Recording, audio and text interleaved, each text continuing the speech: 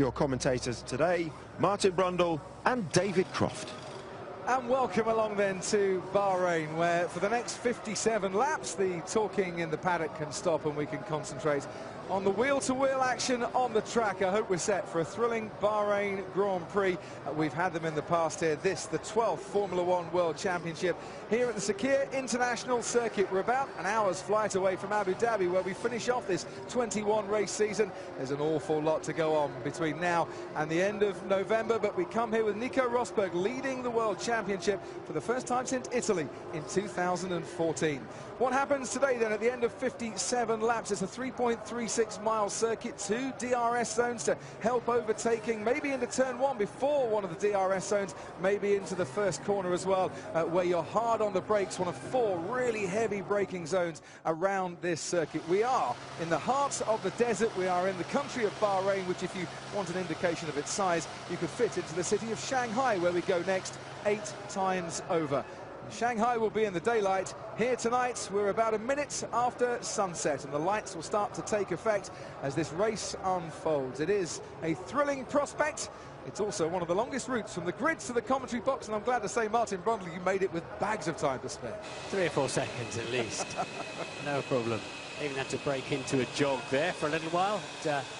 And then we saw the gate opening off the grid and the band coming through. It's like, why didn't we come that way, I wonder? 76 but, trombones keeping you away from the commentary box. You live and learn in this life, don't you? You certainly do. Well, we're all here, and Stoffel Vandoorne, what a night this could be for him, making his debut, his race debut in Formula One. Let's look at the grid then. 8th consecutive Mercedes front row lockout sees Lewis Hamilton on pole, Rosberg won from 2nd in Australia. Sebastian Vettel and Kimi Räikkönen make it an all-Ferrari second row. Then is Daniel Ricciardo, his best ever qualifying here in Bahrain, ahead of Valtteri Bottas on row 3. Felipe Massa was edged out by 0.02 of a second by Valtteri Bottas. He has Nico Hülkenberg for company. Romain Grosjean lines up 9th ahead of Max Verstappen. Haas against Toro Rosso, Ferrari power on row 5. Then it's Carlos Sainz against Stoffel Vandoorne, who on his debut out-qualified his teammate Jenson Button. Esteban Gutierrez the filling in that McLaren Honda sandwich. Danny Kvyat still hasn't started higher than 12th here. He's got Pascal Wehrlein for company. Great performance from him in qualifying. Marcus Ericsson out-qualified his teammate for the 2nd race in a row. Sergio Perez just behind him. Jolyon Palmer, as Renault had their worst ever qualifying since Australia last year. And Felipe Nasser starts alongside nobody on the back row, because Kevin Magnussen, for failing to stop at the weighing scales in practice, has to start from the pit lane. Derek Warwick, the driver steward here, saying that's the regulation. Seems a bit harsh, but we had to do it, sadly. And Sainz in 11th will start on the soft tyres. Everybody else in the top 14 on the super soft. So Toro Rosso have split their strategy, because Verstappen is on a brand new set of the soft tyres. Obviously the top 8 have to start on the tyres they did their best time with in Q2.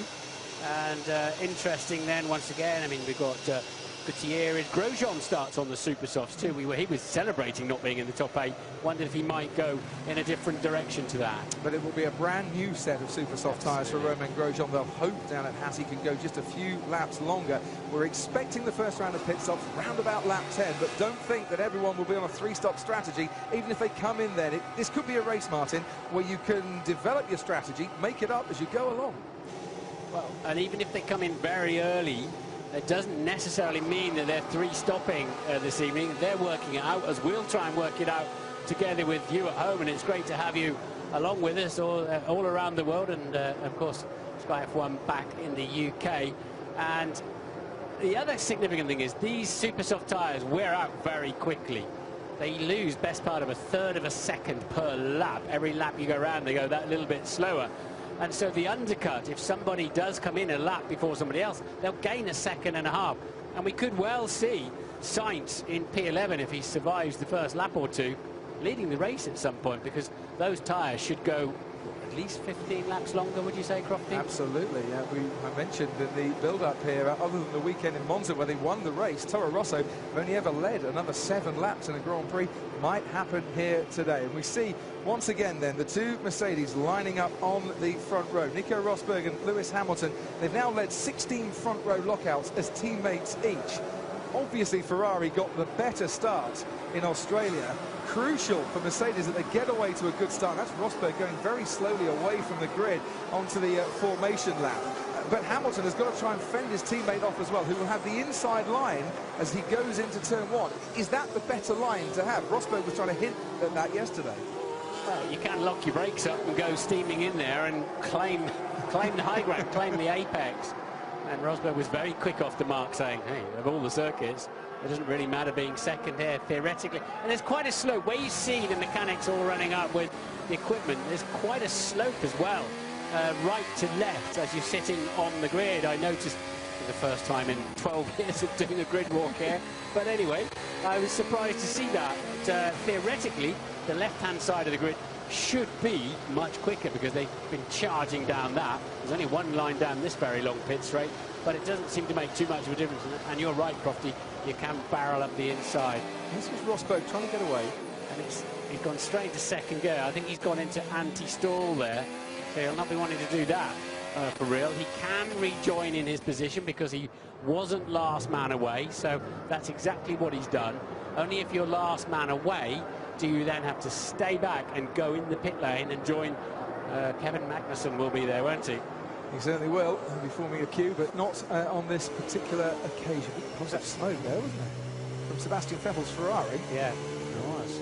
Sometimes when they've been sitting around, as they have done in Parc Fermé, no warm-up, of course, these days, sometimes you do get a bit of oil in a turbo.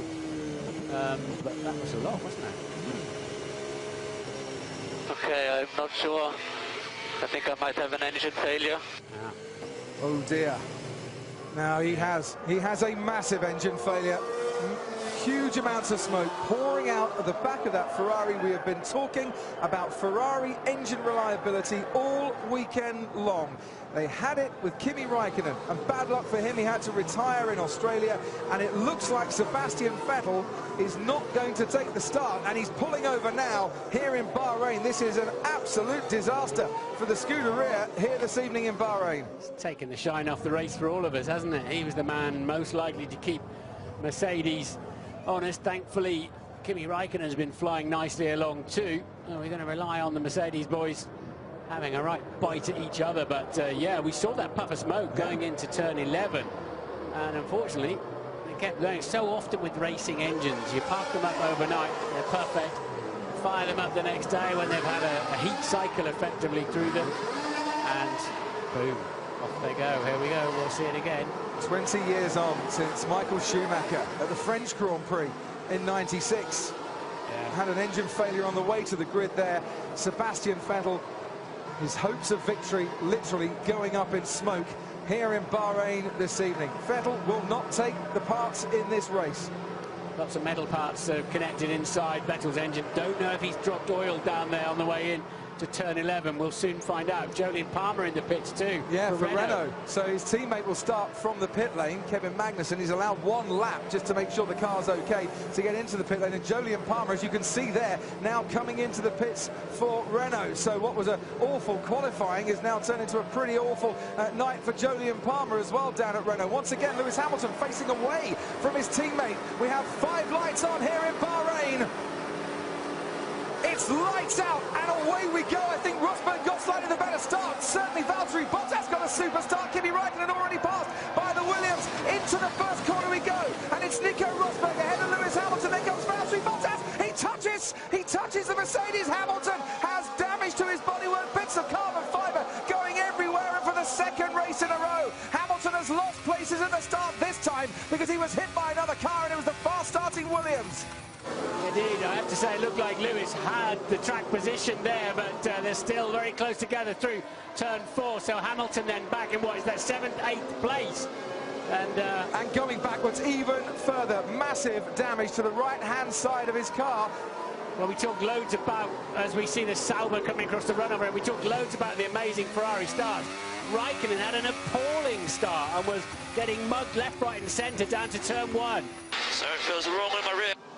He has damage to his bodywork. Big lock up there from Esteban Gutierrez. Sergio Perez making up places. He's up to 12th from 18th on the grid. Leading out in front, it's Nico Rosberg from Felipe Massa and then Valtteri Bottas. There comes Lewis Hamilton on the inside of Nico Hülkenberg. Sparks flying everywhere as Rio Haryanto makes a move into turn 11 on the car in front of him, and Haryanto and Felipe Massa dueling down in 18th place. I think Lewis has either got a puncture, slow puncture, or damaged front suspension. The ride height just looks too low on the car at the moment. He's hitting the ground harder than normal. Yes, they've got 100 kilograms of fuel on board, but he looks like... Everything feels okay from my side.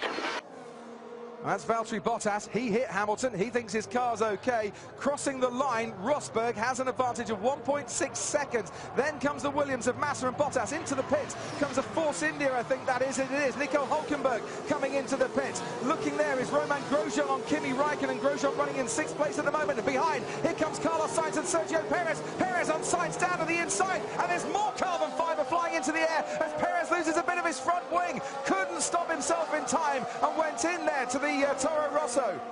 I think Carlos Sainz might have a puncture as well. Yes, he has. Rear right tyre deflating for Carlos Sainz. It is all going on in the first lap and a half here as the Renault down the inside makes a move, and the two Saubers pushing each other off the track there. Felipe Nasser squeezing past Marcus Ericsson. Teammates giving no quarter here. Yeah, they don't need to run into each other. Sauber might have a chance with this amount of carnage. Puncture. Sainz confirming that he has got a puncture, and yeah, there goes the rubber. Now barrel rolling its way into the tyre barrier, and Nasser and Ericsson resume their battle with Kevin Magnussen just behind them. Then comes Rio Haryanto down the inside. Nasser has a bit of a look, and Magnussen locks up. Out in front, Rosberg still from Massa. Bottas, Ricciardo in 4th, then Raikkonen and Grosjean the top 6. Hamilton currently in 7th, ahead of Esteban Gutierrez. What a start he's had. Max Verstappen and Jenson Button in the points at the moment as well, running in 10th place. Yeah, two cars out then. Vettel on the warm-up lap, and sadly Jolyon Palmer still in the pits at this time and now showing as retired. First ever DNS did not start for Sebastian Vettel as Danny Kvyat and Sergio Perez swapping places there with Pascal Wehrlein and the man up right behind the Force India. And the Force India with a damage to his front wing, almost having a little look at Kvyat going into the final corner. He's not going to get past. He's got to pit surely. Got to pit. And he's going to pit as he pulls over to the right-hand side. That will move Pascal Wehrlein up now into 13th place as Sergio Perez, disappointing qualifying, now a really unlucky start to the race, has to pit from 13th as Raikkonen sets the fastest lap of this race to try and keep himself ahead of Romain Grosjean in the Haas.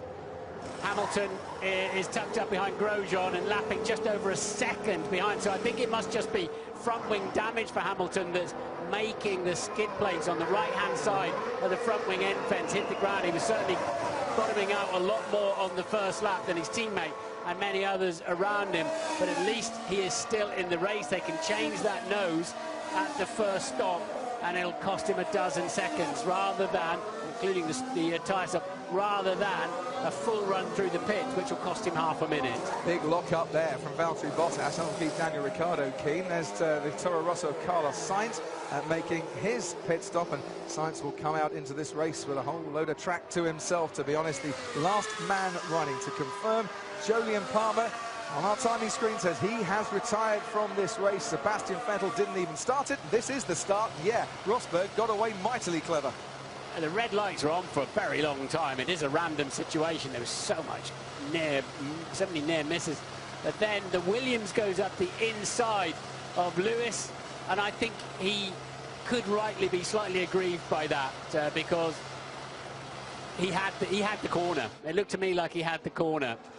Let's see if he left him enough room, but the two Williams got away beautifully. Look at that, and the two McLarens behind them so nearly made contact. Well, Jensen got a brilliant start ahead of Van Dorn.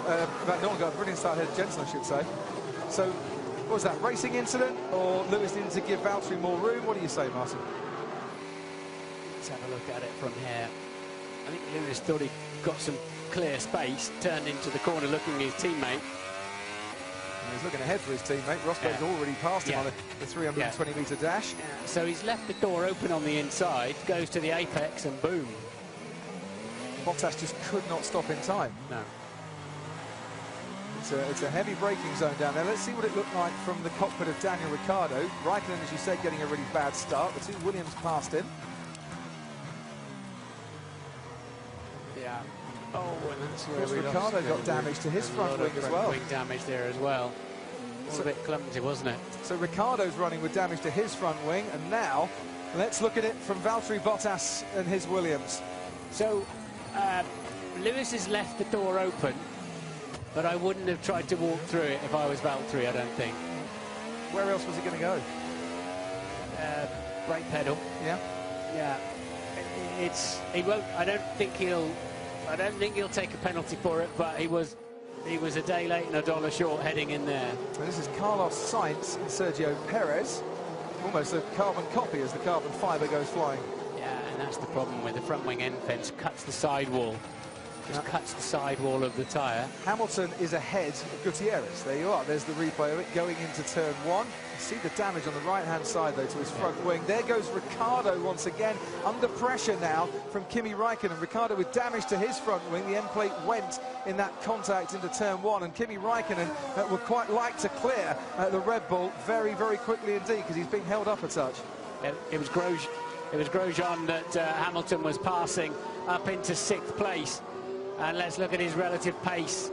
It's a 38.0, including following traffic, against Rosberg's 37.4.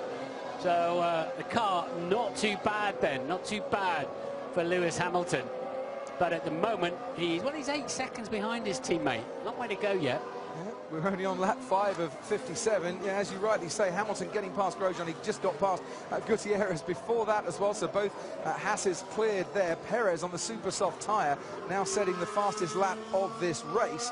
He's currently 41 and a lot seconds behind the race leader, who is Nico Rosberg. As we go on board with the only Ferrari still running in this race, Kimi Räikkönen. Räikkönen running in 5th place at the moment. It's a track that he loves here. 7 times he's finished on the podium. He might not have won here, but he's got 7 podiums in the previous 11 runnings of the Bahrain Grand Prix. One more podium and he'll equal the record for a number of podiums by any driver at any track. So Bottas, we know, has got a damaged car. Ricciardo in 4th has got a damaged car, but they're managing to stay ahead of Kimi at the moment. Massa just eking out. He was 1.1 ahead of them last time around. We'll see where that is. And Rosberg's lead, yeah, it's 1.2, but Rosberg's lead now, 6.7 seconds. And here comes Lewis.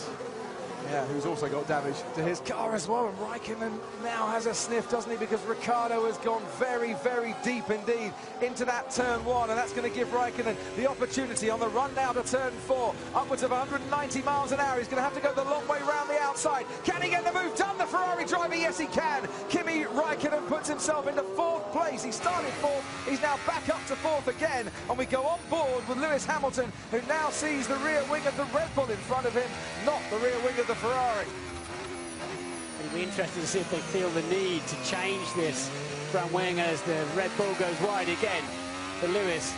They may be told to do that if it starts, bits start flailing off that front wing by race control, but at the moment it's all looking like it's bent but in place. See, what they'll be hoping, both Red Bull and Mercedes, Martin, if they can eke this out for another 3 or 4 laps, they can change that front wing when they come in for what should be their regulation pit stop. And look, there's more bodywork coming off. That was the piece then that was sparking. So it's part of the, which you can't change at the pit stops. It's part of that very intricate barge board setup, isn't it, that's on the side of the car.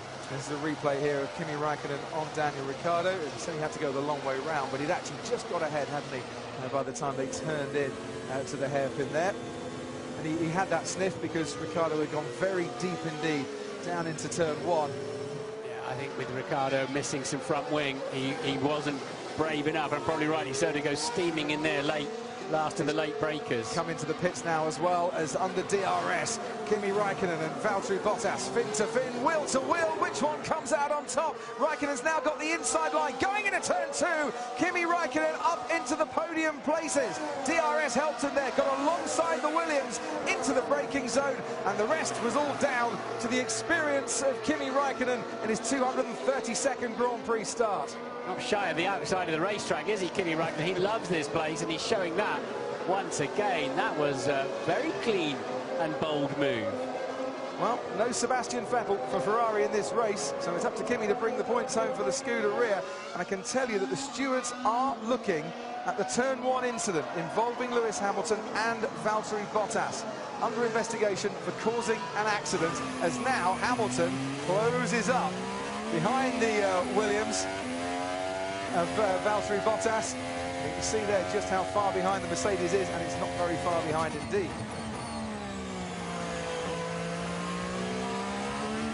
8.5 seconds the lead for Rosberg at the moment. And that's Jenson Button, who didn't start here last year, and it doesn't look like he's going to finish here this year. 12 months on, he's managed to get 7 laps in. Even Fernando Alonso looks disappointed by that as he watches on from the garage. And McLaren have another car failure in Bahrain. Ted, down to you. Williams are in the pit lane. This is interesting and early for the Williams team, isn't it? I can give you a couple of reasons for retirement. It was a hydraulic failure for Jolyon Palmer, and Ferrari aren't confirming a... Here comes Lewis Hamilton on Valtteri Bottas. I'll just cut in, Ted. Easily made it, but only because he's got the apex of the inside line into Turn 1. He wasn't ahead there of the Williams. He was side by side as he made that right-hand turn. But Hamilton, after starting on pole, has now put himself ahead of that Williams that caused the was involved with a collision at the start, and he is up now into 4th place. And yeah, just a reminder that it's not a piece they can change at the pit stop that's hanging on. They might better rip it off out of the way. But it's game on now. And let's just make a note of this. So Hamilton is about 14 seconds behind Rosberg in the lead. But now that he's clear of cars that are, I don't think we're going to be anywhere near as quick as him in race condition. Now we'll see what his true pace is. Yeah, Hamilton up into 3rd place because Felipe Massa pitted at this time.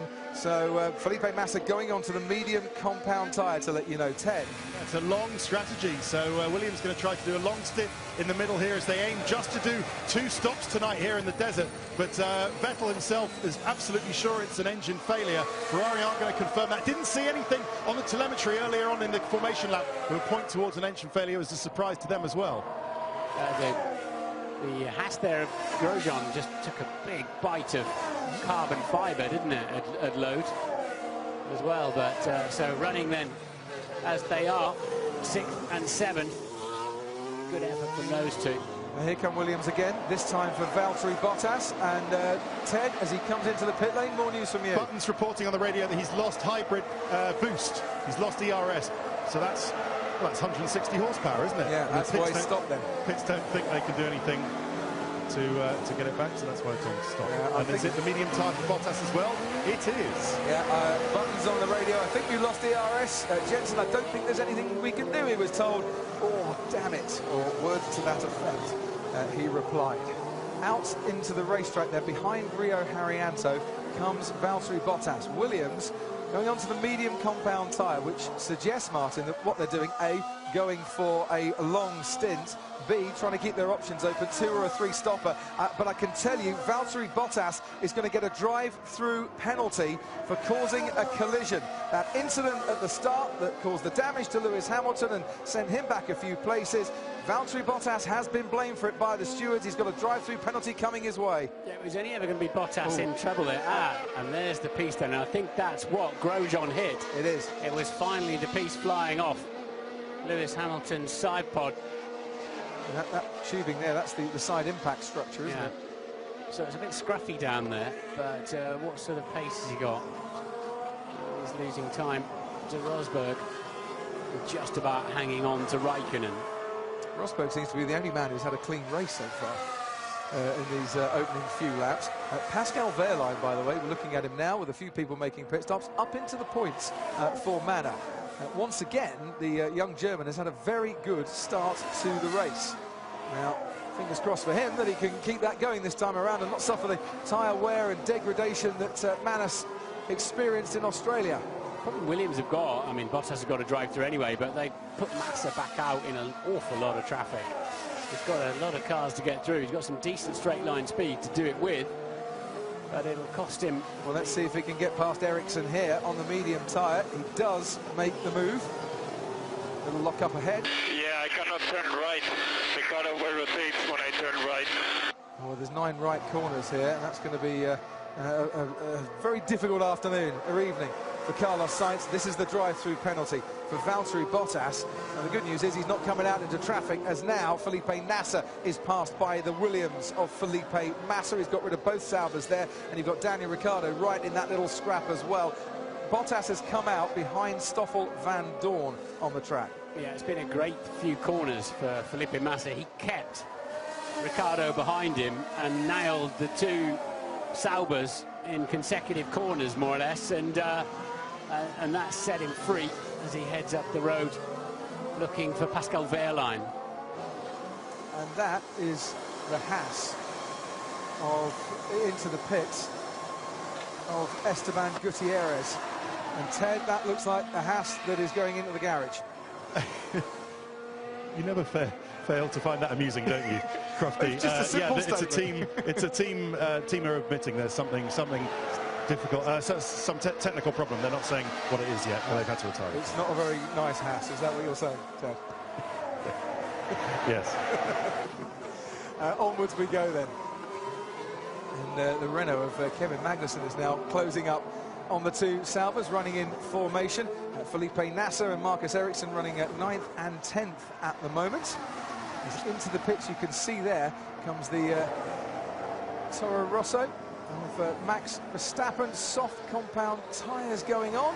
You see how little grip he's got there, Martin, by just the way that Toro Rosso slides around as he gets his foot down and gets down to the track again. And he's trying to get onto the track in a bit of a hurry. That's Sergio Perez coming through, and Nico Hülkenberg very close indeed. Verstappen and Hülkenberg down into turn 1. Perez got ahead of him just in time. Hülkenberg, sadly for him, has now got Stoffel Van Dorn for company, and Van Dorn thinks there's a good overtaking opportunity here because Hülkenberg had to back out when Verstappen came onto the track. He's got the inside line as the Belgian in his first ever Grand Prix, and he manages to get past the Force India and moves himself up, Stoffel Van Dorn, into 15th place.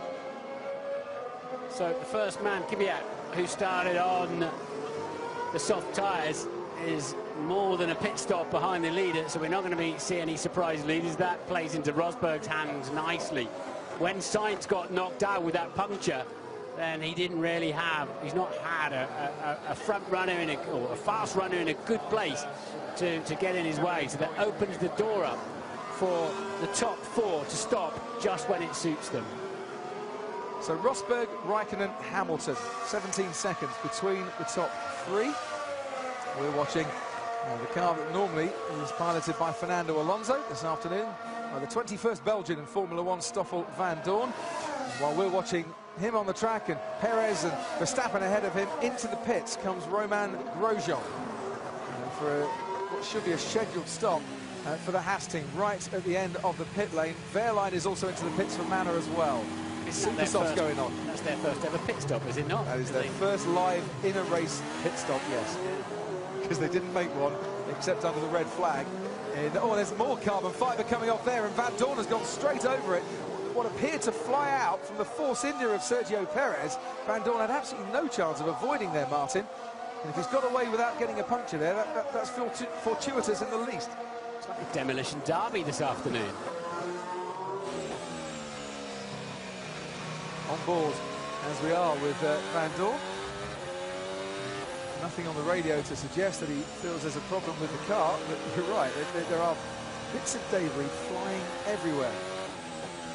The drivers giving it everything on the track tonight. It has to be said, I'm quite looking forward to the next 45 laps here as Mercedes looking forward to making a pit stop. And there goes Perez and Van Dorn again. Lock up by Perez. Into turn 10 he goes on the inside. Corking move there from Sergio Perez. Picked up one of his 3 podiums here at Bahrain. Super overtake there, but has Van Dorn now got the pace in that McLaren to try and challenge him into turn 11? Van Dorn gets back ahead again. What a tasty little scrap this is here in the desert tonight. Stoffel Van Dorn and Sergio Perez, the Force India ahead. And now the McLaren back ahead again as into the pits comes Kimi Raikkonen. Soft compound tyres going on for the one remaining Ferrari in this race. I don't think it tells us anything yet about strategy though, does it? 2s and 3s, and that doesn't look like an ideal scenario there going on there for Kimi Raikkonen, straight out. It does, because there goes Ricciardo on Felipe Massa, and that will now think, from Kimi Raikkonen's point of view, there's a place up for grabs, and look, he's wheel to wheel, almost going off the track. Onwards, up to turn 4 he goes, where he got past Ricciardo about 5 laps ago. This time he gets past Felipe Massa, and Daniel Ricciardo ahead of Kimi Raikkonen, but that move on Massa has allowed Kimi Raikkonen to get past the Williams, and places changing all the time. The battle for 4th, 5th and 6th currently in Daniel Ricciardo's favour. Kimi Raikkonen hunting him down again as out into the pit lane come the Mercedes crew. And Raikkonen's tyres 6 laps younger than Ricciardo's, and look what a difference that's made. He's gone through already. Yeah, blink and you miss it. We did, they did, and Kimi Raikkonen now ahead. He's got another Red Bull ahead of him, but that's Danny Kvyat. So out on the racetrack, Nico Rosberg leads this race and is coming into the pits. There he is, arriving on cue. Super soft tyres go off, soft compound tyre goes on, and he should lose around about 23.5 seconds in total for this pit stop. Now, here's the bodywork damage for Sergio Perez flying off, and this is what it looked like if you're Stoffel van Dorn. They are allowed to. Here it comes, nasty. Ooh. They are allowed to refit these parts when the car and Lewis has pitted as well, so he was far enough behind they could double stack them with that 2.4. But remember when I said Lewis got into clear air, he was 14 seconds behind. He was 18 seconds behind when he made that pit stop, so he's falling further away from Rosberg. Ted's got news. He is, but it looks like they're just mirroring Ferrari's strategy. The soft tyre in the middle stint, so I just eyeballed the damage for myself. Hang on, Ted, there goes Kimi Raikkonen again. Everything has to be done quickly today because Kimi's in a hurry, and he's up past Danny Kvyat, got past Ricciardo on the previous lap, now past Kvyat. Raikkonen on a charge. Back to you. Yeah, it didn't look too bad. Damage, I mean, you've seen the damage for yourself, but just from my eye, it didn't look all that bad. Yes, he'll lose some aero downforce, but not race ending, certainly. But I think we are still looking at 2 stops, though, guys. Thank you, Ted. Raikkonen's like a man possessed, isn't he? Outside, inside, wherever you go, I'll pass you the other side. Superb. Ferrari, Red Bull, Williams, down that back straight. With the car at the tail of that, Romain Grosjean in the Haas. Hamilton then on the medium compound tyre straight onto the back of Felipe Massa. And with Bottas's drive through, he's now back down in 13th place.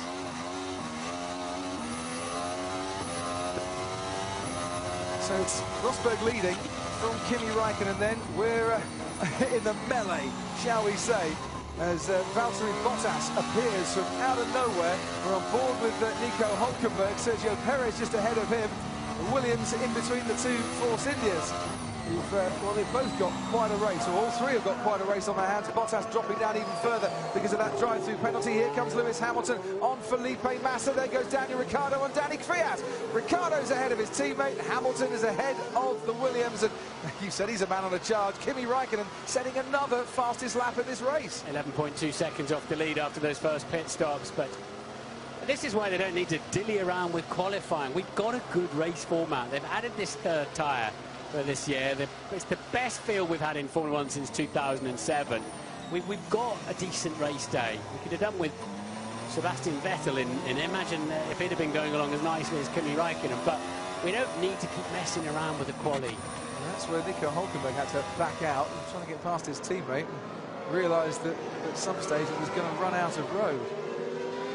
Perez on the super softs there. Yeah. And soft tyres for Hülkenberg, and that's what allowed the Williams of Valtteri Bottas to come through. Lewis Hamilton currently in 6th place in this race, and about 17.8 seconds behind Rosberg. Sorry, in 4th place, Lewis Hamilton. Apologies, the timing screen just going slightly slower than these Formula 1 cars at the moment.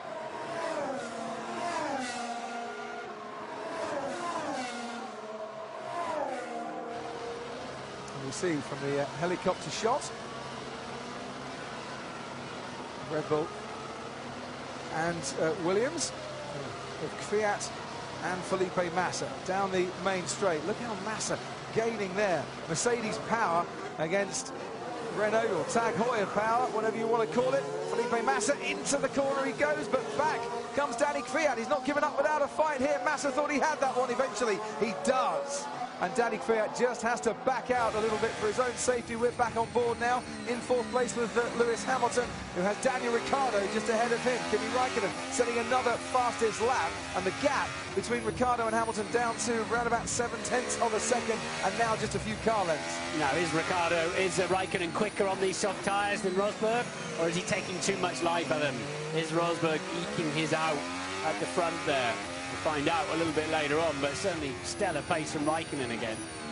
28 degrees the track temperature at the moment as well, and I wonder if that's getting into a range where that medium tyre starts to come alive just a little bit and starts to enjoy itself a bit more, and might start to become the favourite race tyre. It's what Hamilton is sporting at the moment. You can see that gap that was 7/10 of a second, are now down to under half a second. Ricciardo's going to be a sitting duck on the pit straight. There's not got anybody in front of him to give him a bit of a DRS leg up when it gets measured just down into that penultimate corner. Lewis on those medium compound tyres a little bit far behind there, but good under braking, and you tend to concertina up. And a good exit off this corner, some slipstream, and further down some DRS.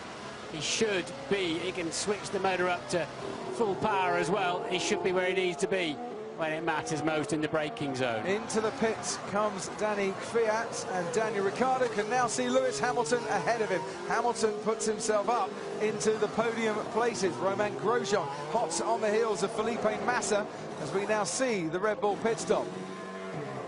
Utterly brilliant. Feels like it's going to clip your toenails, doesn't it, as it goes underneath with the gurney on the rear wing. Here goes Grosjean on Massa. The Haas team in their second race in Formula One, and once again running in the top 6, where of course Grosjean finished and picked up driver of the day for his efforts in Australia. Super softs on Grosjean's car and the mediums on the Williams, but do we really expect the Haas car to be hustling a Williams for serious points? Hassling, surely, not hustling. Yes. You'll not find your way around the outside of T9, but you can see with those super softs on, he's got great traction, and the Ferrari 2016 Ferrari donkey in the back of the Haas pulls him alongside with the better traction off the corner, more momentum. Wow. Well, good night, thank you. Grosjean said on Thursday that this is one of the best cars I've ever driven, and then smiled. And maybe tonight he's proving that it isn't a bad little beast at all. He's now got himself past Felipe Massa. And have the Haas team kind of set the benchmark for future entrance into Formula One in the way that they've gone about racing? I'll never forget Gene Haas saying to me 18 months ago on Sky F1 with an interview we did in Austin, I will use as many Ferrari pieces as the regulations will allow me to. And I thought, what a sensible bloke. Frank won't like to see it because he wants to defend being independent constructors of Formula One. Get both sides of the stories, but I'd rather have a team come along with a competitive car than hang around at the back 5 seconds off the pace for 3 years. Ted's got more news. Yeah, sorry to rain on your parade on this one, but isn't Grosjean then now committed more or less to, I know he's run both sets so far, but isn't he committed to a 3-stop by running the super soft in this middle stint? Anyway, it might just turn out the Williams only stopped twice and Grosjean has to stop 3 times, but we will see. I just quite like this strategy from Lewis Hamilton, you know. I think by running the medium tyre in the middle stint now, he'll push his second stop to lap 40, and then he could either put the soft or the super soft on at the end to be really racy with not only Kimi Raikkonen, but also his teammate. We shall see. It will all pan out, and do you know what? We can guess it now, Ted, Martin, but until we actually see it with our own eyes, until the teams actually commit finally to the strategy, I don't think we can say with any great certainty, because Romain Grosjean could carry on for a while, then put a set of mediums on, run them to the end. You never know. He won't be on as fast a tyres at the end as the Williams, but it depends what he can pull out meanwhile, doesn't it? What kind of gap he can extend meanwhile. Well, 1:39.3 for his last lap. Felipe Massa had a 1:48. And 1:40.8, I should say, and Valtteri Bottas at 1:39.5. And there's the drivers out of the race so far. Esteban Gutierrez, Jenson Button with an ERS failure, Sebastian Vettel with an engine failure and getting a consoling hug from Maurizio Arribabene, his team principal. And Jolyon Palmer with a hydraulic leak as well, didn't get really to take part in his second Grand Prix. And this is the battle for sixth, Felipe Massa and Max Verstappen. Verstappen has been slowly but surely eking into the advantage that Felipe Massa had. He's on the yellow striped soft compound tyre, Massa going for a longer stint on that white striped medium tyre. Ricardo's soft, you put him on lap 6. And he's fading quickly lap time wise, so tyre degradation is pretty high. Higher than they perhaps expected. You see them sparking a bit less now. They're beginning to burn off the fuel. Tyre pressures are up a little bit. And ride heights are where they need to be. That's why you see less sparking as the Grand Prix goes on. And of course, they're wearing out the titanium skid blocks that they put on new for quali. So we have Marcus Ericsson and Felipe Nasser, the two Saubers, running 10th and 11th. And now Pascal Wehrlein joining up their particular fight. And this is where Marcus Ericsson managed to get past his teammate, being pushed slightly towards the edge of the track and then being left the width, going wheel to wheel. And Felipe Nasser just didn't have the pace there, did he? Ericsson doing a good move and a good number on him. Team enemies rather than teammates this evening, it must be said. Sauber team, and you hear more financial woes for that Sauber team at the moment as well. Worries that China might be one trip too many for them. Manisha Kaltenborn, the team principal, not here this weekend, trying to sort out their financial future. We sincerely hope they make it. What about Max Verstappen? Can he make it into turn 1 ahead of Felipe Massa? Yes, he can. Verstappen now gets past the Williams, using the benefit of those soft compound tyres, and he gets past the Toro Rosso. Verstappen puts himself up into 6th place. The touch you need on the brake pedal to slow a car down. When you stand down, the violence with which they brake when they're by themselves is something to behold. When they're side by side like that, just to feather out a little bit. I mean, they hit, I think it's up to 140 bar they stick into the brake pedal, into the brake system. And of course, you've got all the brake-by-wire cleverness going on as well as they're harvesting electrical power through the MGUK.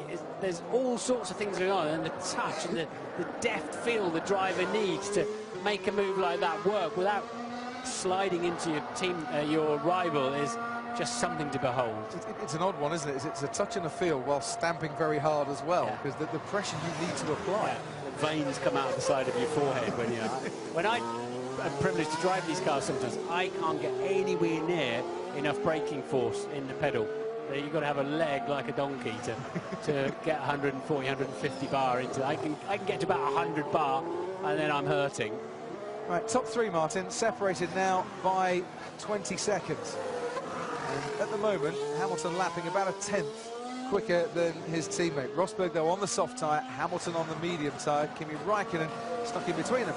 Yeah, and Hamilton did a 37.0 3 or 4 laps back as well, which was a very good time on those tyres. So whatever tools he's been able to use on his steering wheel to balance the car up for that missing aero, he's now in the zone speed-wise. And there in the zone brake-wise is Danny Kvyat on Felipe Massa. And the battle and the scrap for 11th and 12th in Kvyat's favour. We can see Marcus Ericsson now, live, real-time.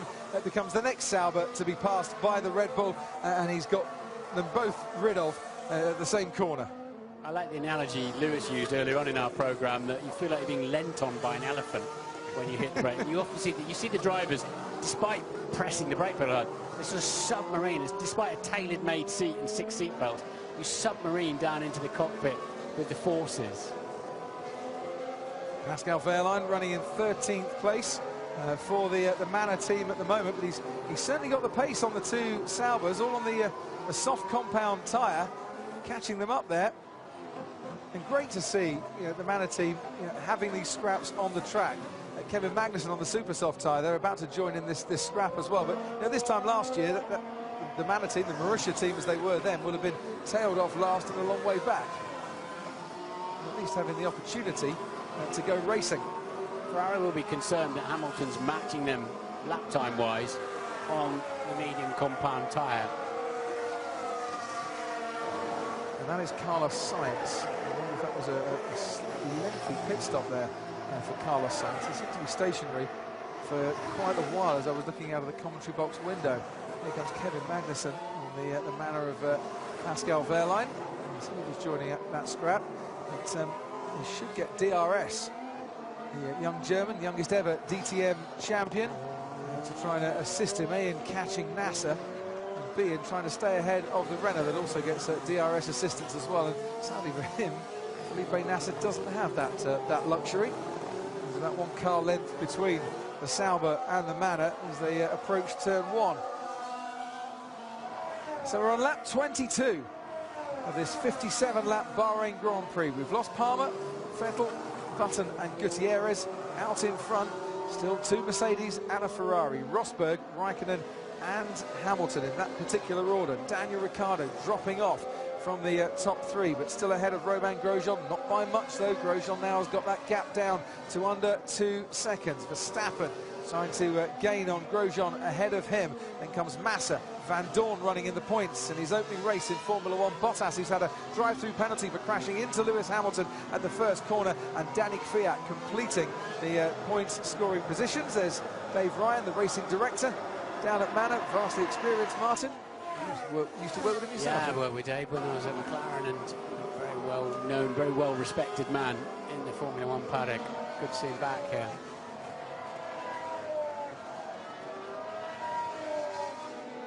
I mentioned Carlos Sainz's pit stop. Drop down on the rear jack dropped, look. Yeah, good spot there, Crofty. And still it's not right. It's, yeah, all the money you spend coming Grand Prix racing, those simple things should never fail, really. That should always be sorted. You can't have any kind of mechanisation on those jacks. They've got to be elbow grease only. No machinery at all to lift the car. You know, I said that Grosjean was catching Ricciardo. Here's the evidence for you from the cockpit of Grosjean's Haas.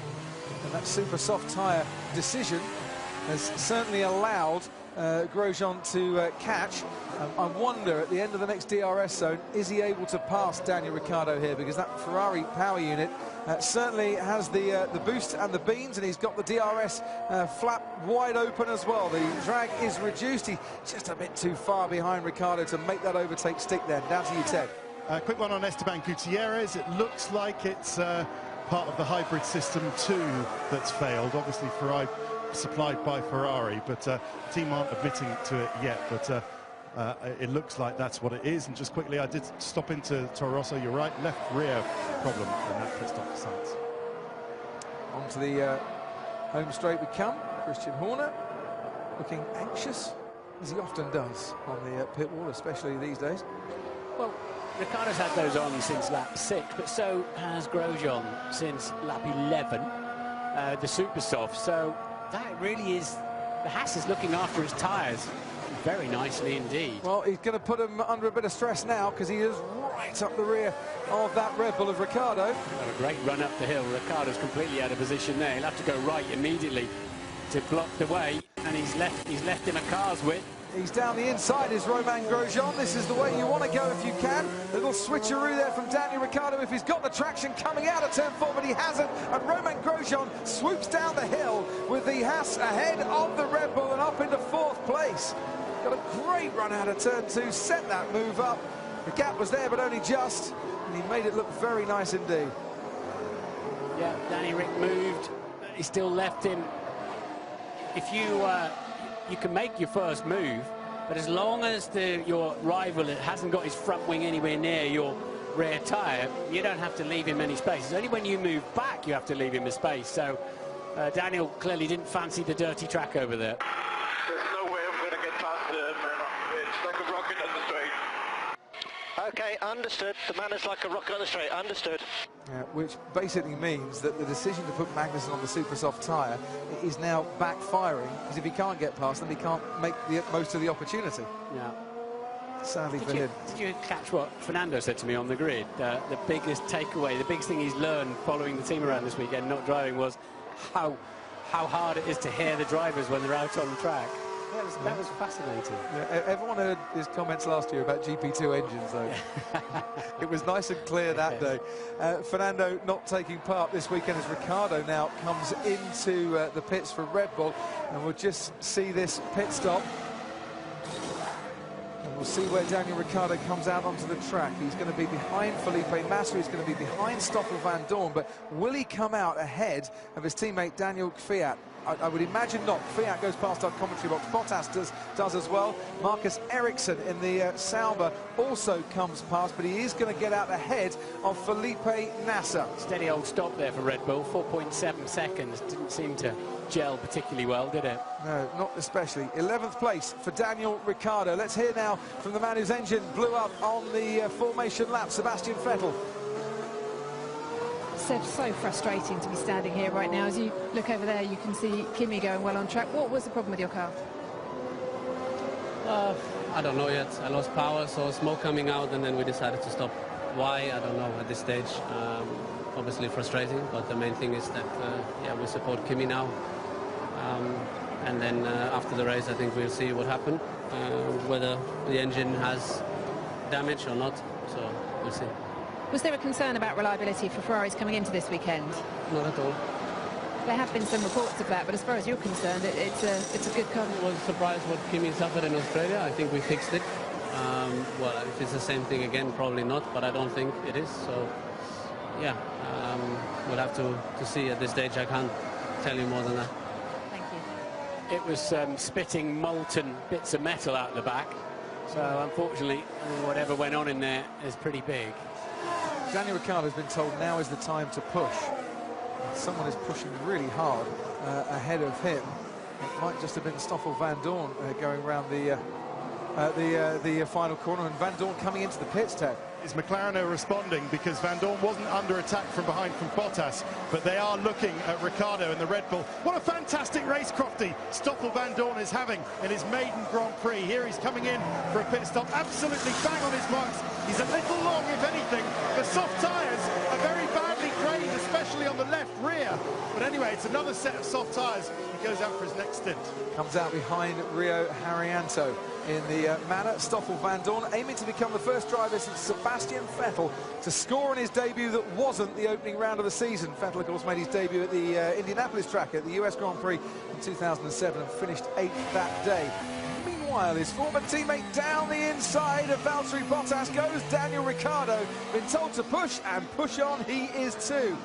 Nice move from Ricciardo. He's up into 8th place. Valtteri Bottas, after that drive-through penalty, locks up as well on his medium compound tyres. He's been running now for quite some time. Just starting to slip back a little bit there. That was easy for Ricciardo in the end. Pretty bold, no doubt about it. So what's going on at the front? Hamilton now 23 seconds off the lead on those mediums. So he's looking pretty cruisy for Rosberg up front, isn't it? But Hamilton pegging Raikkonen at just over 8 seconds for between 2nd and 3rd as Verstappen pits from 5th. He does, and his teammate Carlos Sainz immediately goes above him in the ranking so far. Verstappen no mess up with the pit stop strategy for this weekend. Now he's going on to the medium compound tyre. So with 30 laps to go in this race, can he make those last until the end of the race? Is this the gamble that Toro Rosso are now thinking might just favour them? He comes out in between the Sauber of Ericsson and Nasser. We look back, Pascal Wehrlein under pressure from Sergio Perez. Perez in the Force India gets past Wehrlein and puts himself up into 12th place in this race. And still, I think Force India will fancy the chances of a point-scoring finish from where they are at the moment, certainly with Perez, but Hülkenberg down in 16th as well for a team that has scored points in their last 5 Bahrain Grand Prix. Ricciardo's on Kvyat. Kvyat will have to move out of the way. They're on different strategies now. And let his teammate through on this occasion. There they are. We need a bit of synchronised swimming there while Ricciardo's got the fresh boots on, and after that difficult stop. Just Kvyat stopped on lap 16. Lots of you have been asking about the graphics this season, where you see the medium and the soft on your screen there, and what that actually denotes, where you've got the yellow filled-in circle or a black filled-in circle. If you've got a black filled-in circle, that's the used tyres that have gone on. If it's just a normal colour, yellow, red or white here, that's a new set of tyres that they put on at the start of that stint. So will they put mediums on Grosjean? You'd assume so, wouldn't you?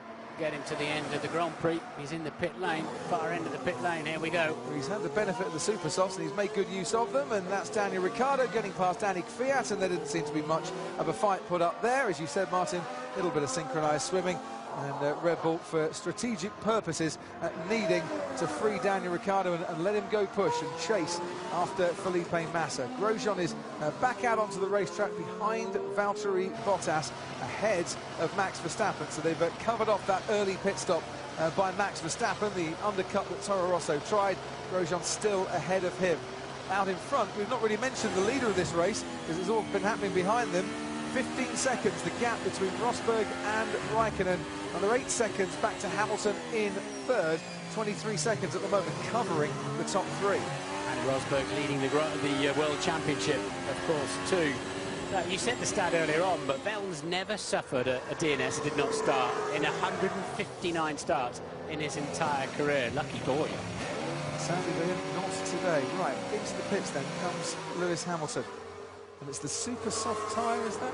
It's gone on. Trying to see the stripe on the tyre as he went down the pit lane. And this is Romain Grosjean. We'll see what tyres have gone on there. That's another set of super softs. They're obviously not going to the end of the race. I feel that actually he can get enough overtaking done, so he doesn't need to just have track position and wait for others to pit. Because they saved bundles of new tyres, didn't they? Yeah. In that team. Definitely super soft for Lewis Hamilton. He's on the track, and there goes Romain Grosjean. And the Williams of Valtteri Bottas should be a duck that is firmly sat on the ground. Into the first turn they go. Bottas puts up as much of a fight as he can. He's got a bigger fight going on behind him, I think, now with Max Verstappen. Grosjean has made the move. Verstappen has made the move. Swoops past as if Bottas didn't even know he was there. He certainly did. With such celerity did Max Verstappen get past that Williams. A swiftness of speed there that might have just caught the fin a little bit by surprise. Great racing. Wouldn't be mega if it was for the lead. And he's coming back again. There's Daniel Ricciardo for a bit of Felipe Massa action. Williams under pressure wherever they look at the moment. And on those newer tyres, fresher tyres, Daniel Ricciardo has made that move as well.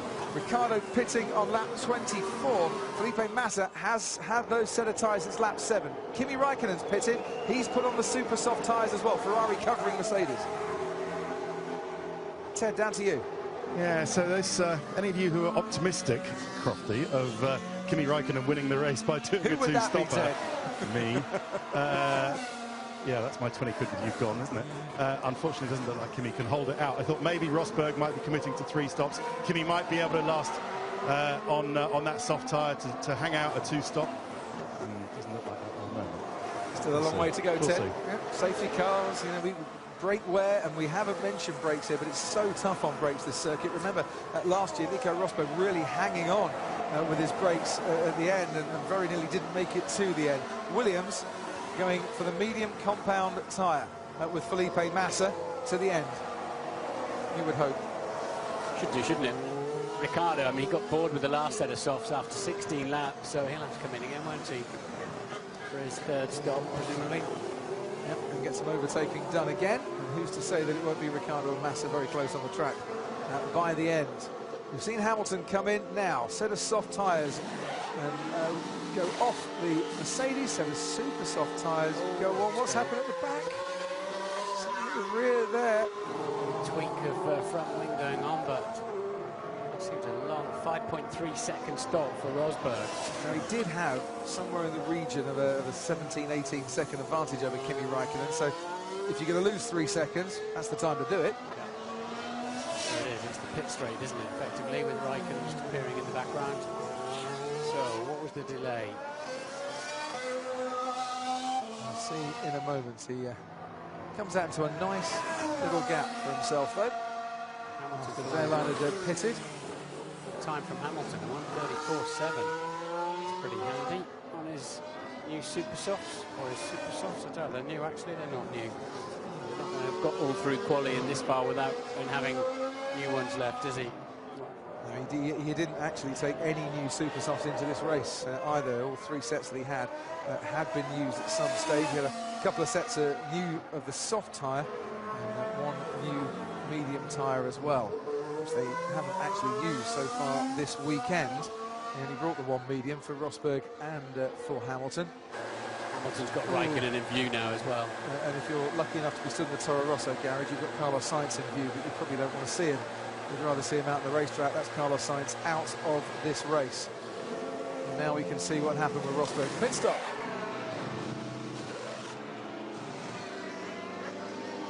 Something going on. Oh, the left rear didn't appear to go on clean. Is that the left rear? Yep. While all that was happening, Valtteri Bottas has another Haas for company of Romain Grosjean, and this is the replay of when Max Verstappen gets past him as well. He's not had a great evening, has he, Valtteri Bottas? It's not been his race. He appears to have been in the wrong place in turn 1 all race. And look how he just didn't get the traction coming out of turn 2 there, squirming around like some fish on the quayside, and Verstappen, thank you very much, on through. Hamilton can smell the blood of a scarlet Ferrari now. You can see him. Can't he just? The gap between Hamilton and Raikkonen down to under 3.5 seconds at the moment. And Carlos Sainz out of this race, then 5th driver to retire in this Bahrain Grand Prix. Yeah, the car is terrible to drive, very difficult. And an honest assessment of his machinery for 2016 from Felipe at Nasser. Not sure what the team could say to that, Martin, even if they had free choice on the radio. It's the sort of thing when you're frustrated, you say it's a pointless thing to say. You're just getting rid of some frustration, basically. It doesn't motivate anybody. They can't. I can tell you a funny story, but unfortunately uses a word I'm not allowed to use on TV, but where I learned my lesson, just not saying things like that.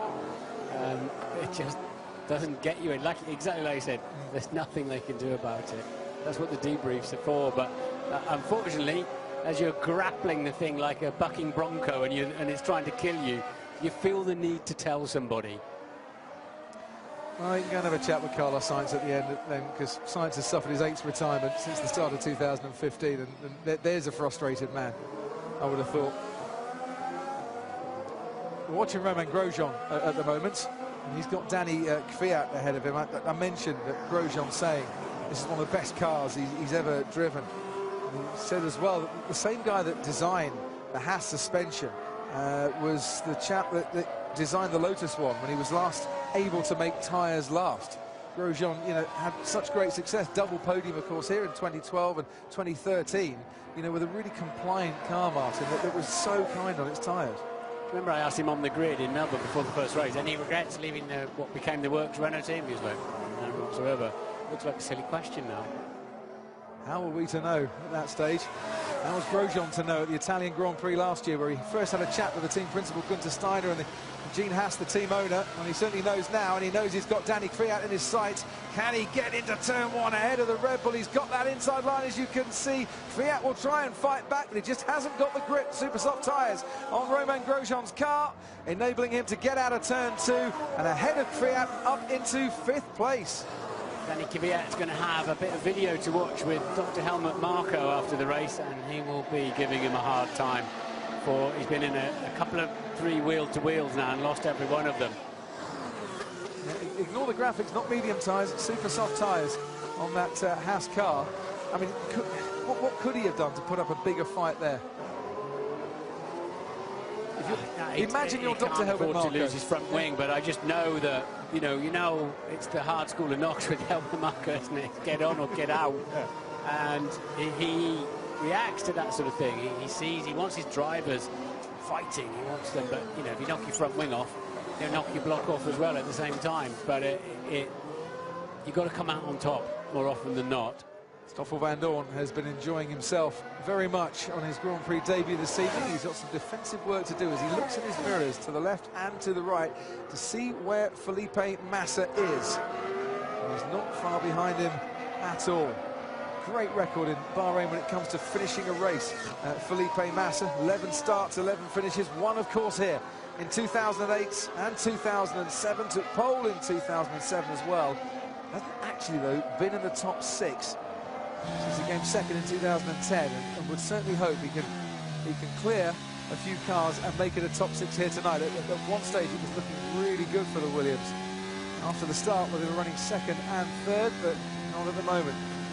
Bottas running 8th, Massa running 10th on the medium compound tyres, waiting for others now to pit before they move up again. We're on board with Kevin Magnussen. Sergio Perez is ahead of him, but for how much longer, you wonder? Super soft tyres for Magnussen, soft compound tyres for Perez, and Renault Power getting better traction out of the final corner and making its move into turn 1 ahead of the Force India. Good stuff there from Kevin Magnussen.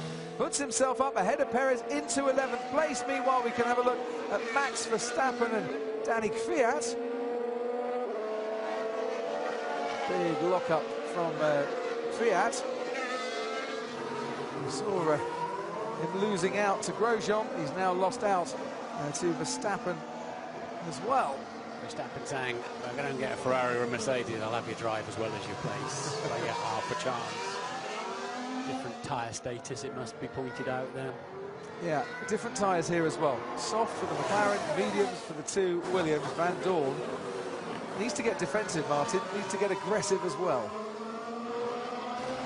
This is, how aggressive can I get without losing a place eventually? Vandoorne, the Belgian chocolate in a Williams sandwich there. And he wouldn't know whether to look forwards or backwards.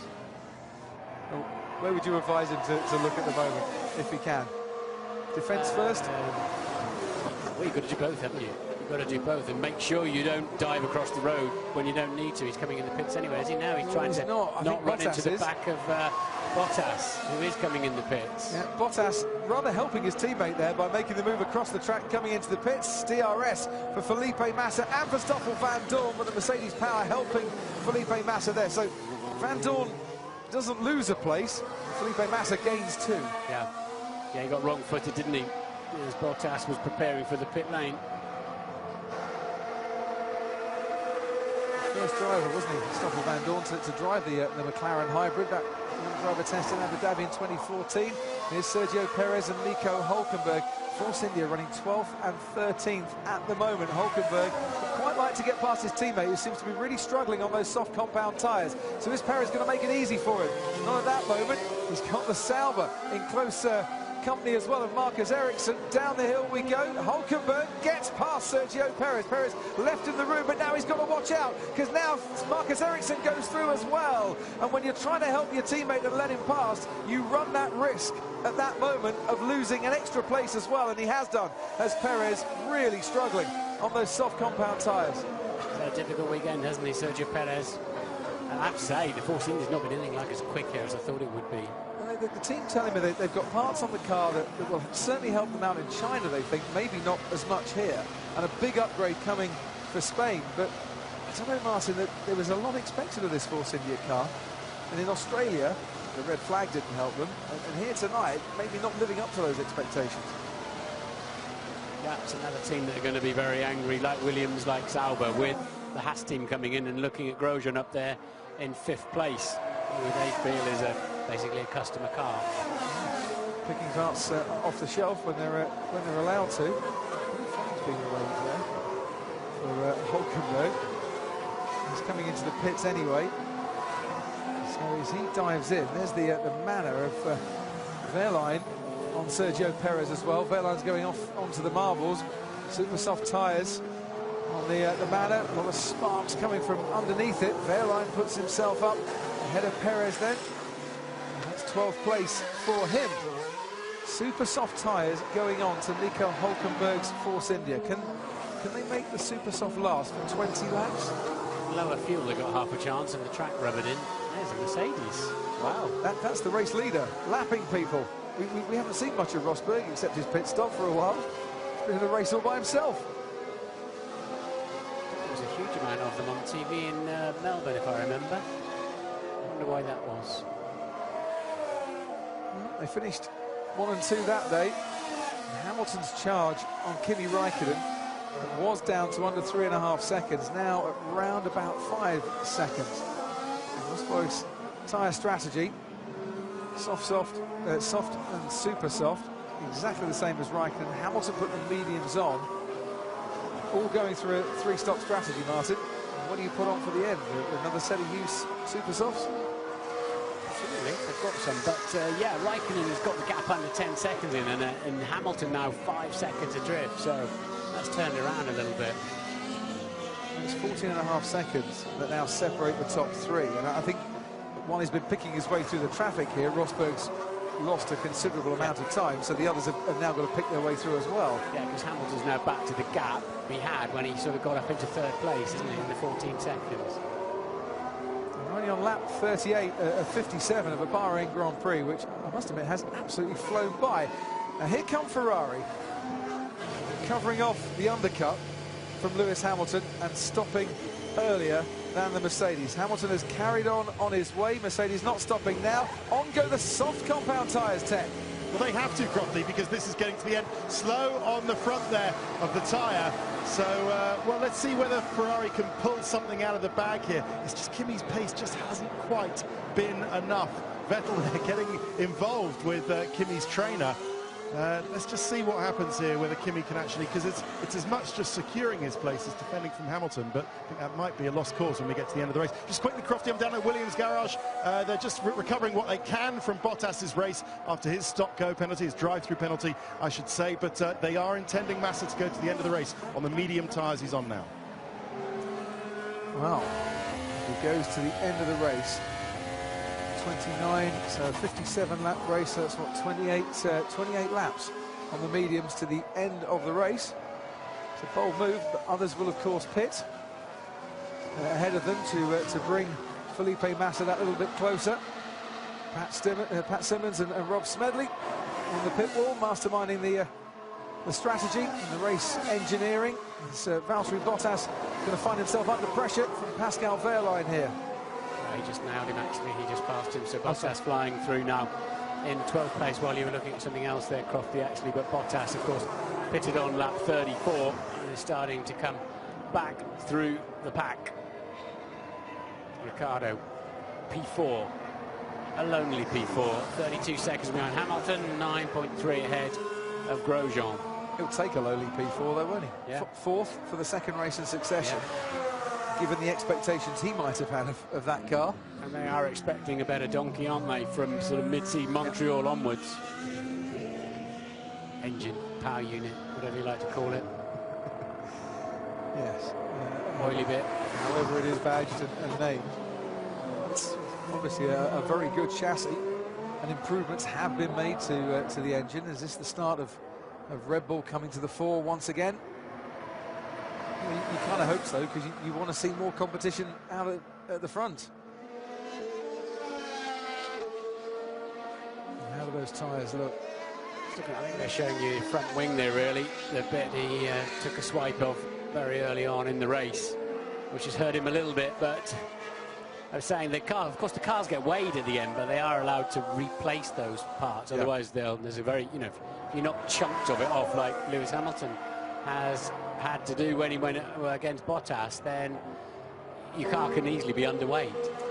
It's interesting, isn't it? Ricciardo's had a bit swiped off his front wing, which obviously affects the airflow greatly. Lewis Hamilton's lost body work as well. They spend millions of pounds and an awful lot of man hours trying to make these cars aerodynamically efficient, and when they get a bit swiped off, it doesn't always affect them as much as you'd think. Right, Ted, Lewis Hamilton comes in. And it's the new set, so they've chosen not to go to the remaining used set. Oh, get that tyre off on the front left. They've chosen not to get the used set of super softs, but attack Kimi Räikkönen, as Lewis Hamilton will now drop back behind, of course, with the strategy of his final stop on the soft tyres. Let's see. Well, should clear that Renault quite quickly. Here comes Kimi Räikkönen, Ted. Down the main straight, and look at that. Lewis Hamilton comes out ahead. Very well. So Nico Rosberg comes out ahead of Kimi Räikkönen by quite a long way. I was just kind of looking that and watching. Sorry, Crofty, we were both wrong there. I thought it was Hamilton. Yeah, apologies, sorry, my screen going all over the place here at the moment.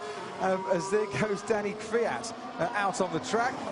And Stoffel van Dorn is the one that has to make way. Kvyat up to 8th, Van Dorn down to 9th. I'm just wondering there, the gap between Rosberg and Raikkonen. They've covered him off. I'll be very interested to see when they cross the line next time around. Hamilton leads this race from Rosberg, from Raikkonen. What that earlier pit stop has done for Ferrari, and whether Rosberg's had his advantage cut down quite a bit. It was just under 10 seconds, wasn't it, before the stops? 9.6, I think I called it. Yeah. So let's see what they've got.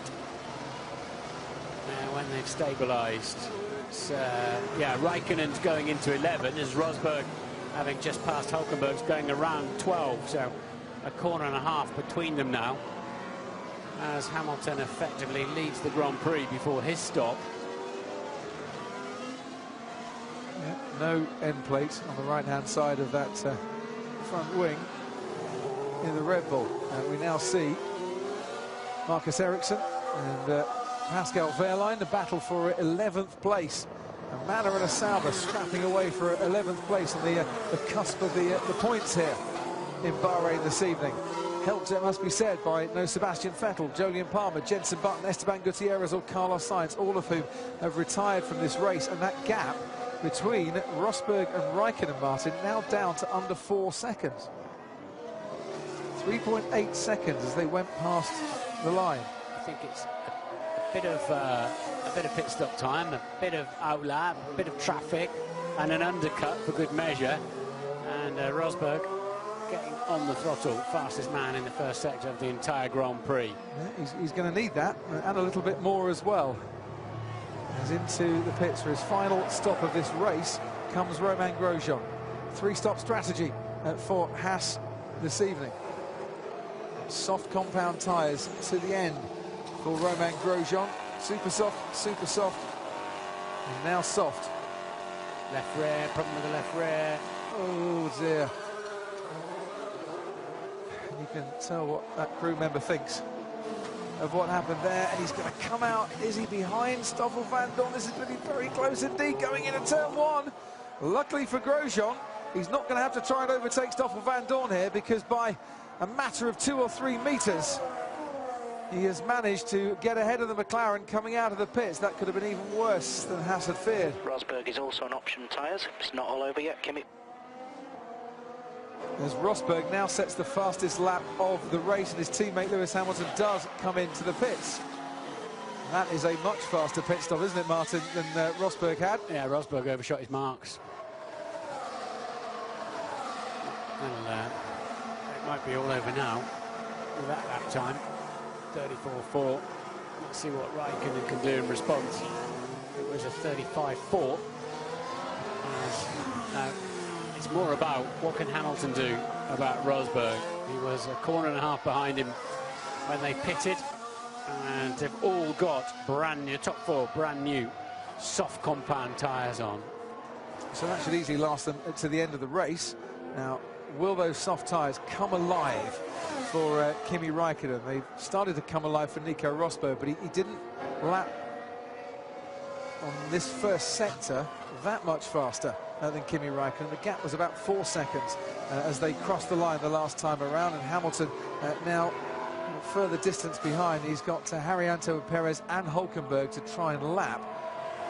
But there's, with the field quite spread out here, Martin, it's not long before you come up against a back marker, whether you're Rosberg, Raikkonen or Hamilton. Yeah, Hamilton stayed out quite a long time, didn't he? It's cost him a lot. Those medium tyres on as well for his second stint in this race. And comes Stoffel van Dorn. Away to what should be his final pit stop of the night. And where's he going to come out in this race? Maybe another car, isn't it, for a Mercedes to lap through. Goes Felipe Nasser, and here comes Nico Rosberg, your race leader. The gap between Rosberg and Raikkonen, 4.6 seconds as they cross the line at the end of lap 42. So Rosberg once again actually managing to eke out a fairly sizable advantage there over Kimi Raikkonen. And Hamilton round about 16.5 seconds further down the road. Well, that's worked out horribly for him, hasn't it? Yeah. But his teammate will have got first call on strategy because he was leading the race, obviously. He does seem to have dropped further back. They were close enough to stack again, I would have thought. Now Ricciardo going onto the medium tyres for the end of this race. And Ricciardo having to do that because he needed to run another compound. He'd run the softs throughout this race. But the medium? He'd run super soft and soft, so he was all right, okay. wasn't he? But why the medium then for the rest of this race? It's an Unless interesting... they think they're going to work better. So Nico, 15 laps to go. He'll go into the end on this set. Gap to Raikkonen is... Don't tell me every lap.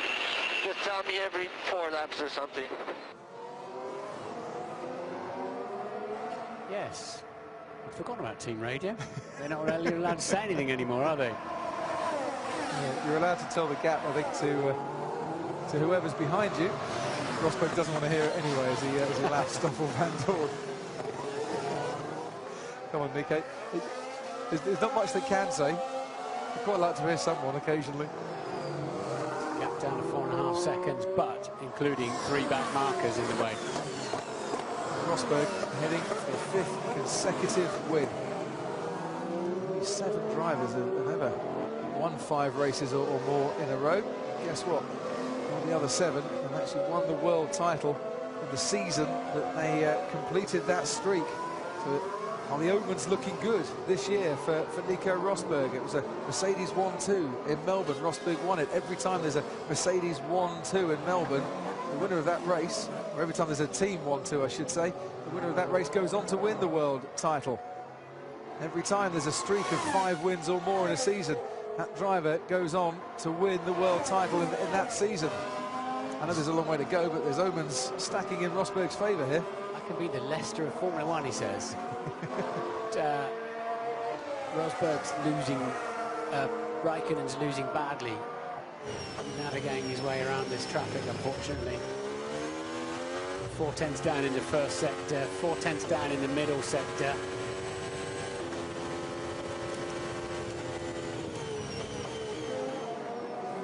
At least he's now managed to clear both Felipe Nasser and Kevin Magnussen. And I'm looking at Magnussen now.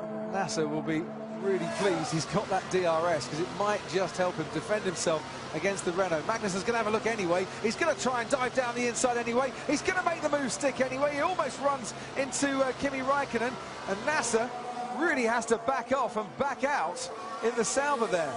Yeah, it looked like he had some kind of drama, didn't he, just through the exit of turn 1, whether he imagine he hit anti-stall, but it's almost that kind of effect. Van Dorn catching Ericsson. Can he score a World Championship point on his debut? Got a pretty good chance from there, I'd have said, on a decent set of super softs for Stoffel Van Dorn. And what about Grosjean and Kvyat? I wonder if that lengthy pit stop is going to cost Romain Grosjean here. This is the battle for 7th place, just ahead.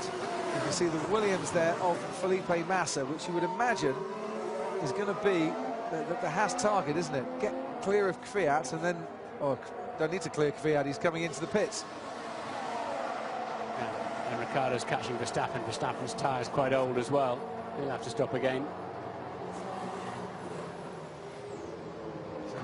Kvyat stops into the pits. Valtteri Bottas will go past him as the next car round the final corner will be Nico Rosberg, which means that everyone has been lapped down to Valtteri Bottas and Marcus Ericsson.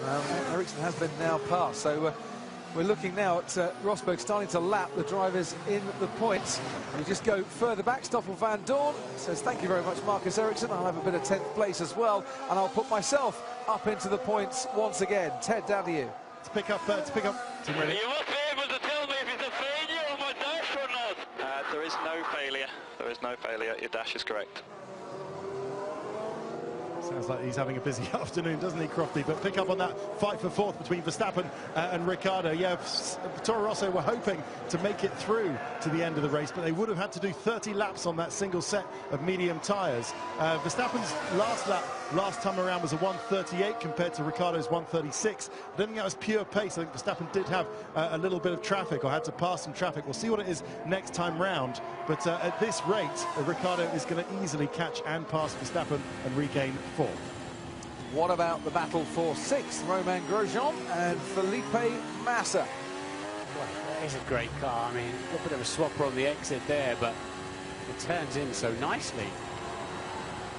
And catches quite nicely and gains an awful lot of ground behind the Williams quite nicely, and goes into turn one on the outside, under braking, into turn two now, very nicely indeed. He is back up into sixth place, Romain Grosjean, heading for a second consecutive top six finish for the team making their debut in 2016. That series turns 1, 2, 3 and 4 have always worked well here, haven't they? In fact, even into 5 and 6, yeah, they're still side by side quite often, as we've seen again this evening. Well, let's see this again. If you're a Romain Grosjean fan, and if you're a Haas fan as well, that doesn't half look a pretty sight. Awesome. Absolutely awesome. What other word would you use? Meanwhile, Daniel Ricciardo and Max Verstappen, could they be teammates next season at Red Bull, possibly? Ricciardo's catching him like crazy on much fresher tyres. Well, let's see. Well, we see Verstappen, Martin, you know, great at overtaking. Let's see his defensive skills, if he has any possible defence here. Because it's Mr. Angry. But it's not easy, is it? There's a battle for fourth place at the moment. Verstappen and Ricciardo, 16 laps difference, the tyres. And Verstappen's going to come into the pits anyway. He's not going to go to the end on that one. So Ricciardo goes past. We've got 10 laps to go. Ricciardo back up into fourth place again, where he's been pretty much running for most of this race. And there's the gap between Verstappen then and Valtteri Bottas. And that's the gap that Toro Rosso will hope is good enough to get him back out ahead of Bottas. On go. Set of super soft tyres. Straight onto the limiter. Boom, there we go. That seemed to just about work, didn't it? Yeah, here comes Valtteri Bottas, probably about a second and a half to spare, and he has made it into turn one. So Verstappen comes back out into the racetrack then. In seventh. In seventh, yes.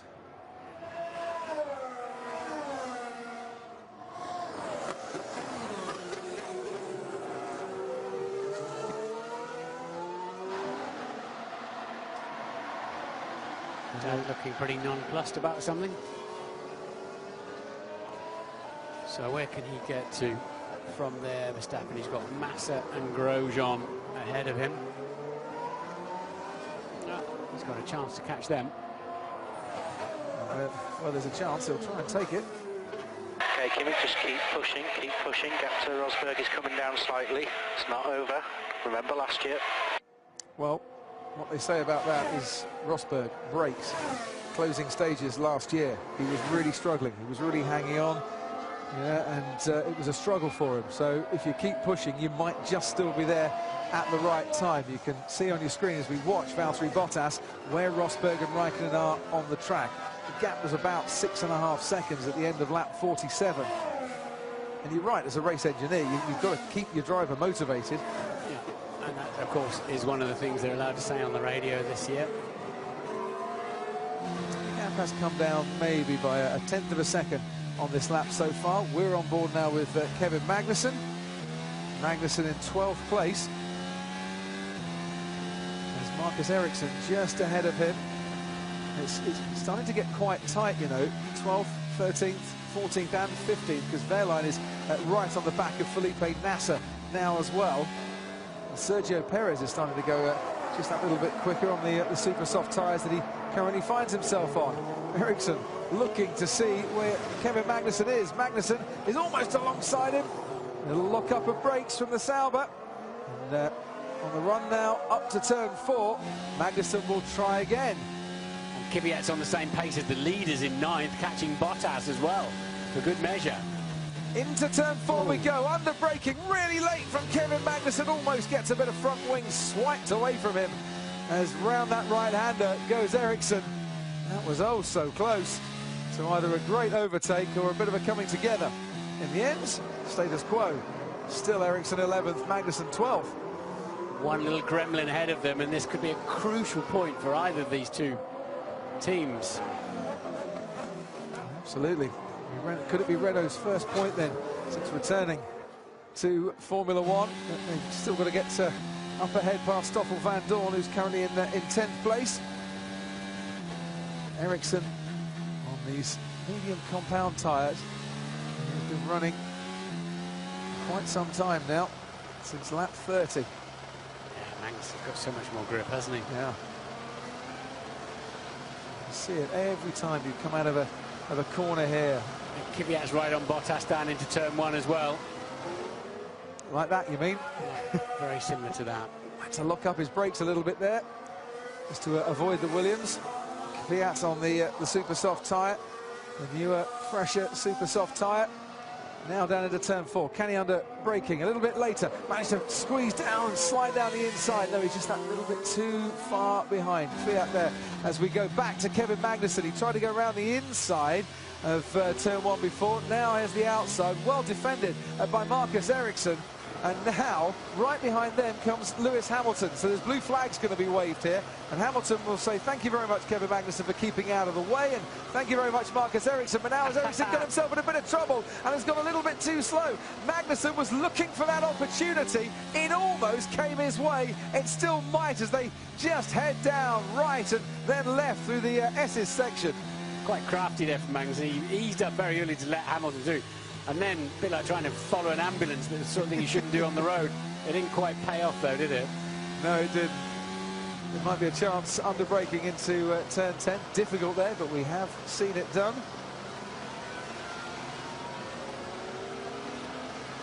And now, with a bit of DRS as well, Magnussen closing up, but that Ferrari power unit of the Sauber still keeping him ahead. And talking of being ahead, Nico Rosberg, 6.5 seconds the difference as Kvyat gets a little bit wide and out of shape coming around the final turn. 6.5 seconds, the gap between first and second it was at the end of lap 49. Rosberg just completed lap 50. Kvyat, almost a lap behind, goes down the inside on Valtteri Bottas. Been trying that move for a while. This time he has got it done.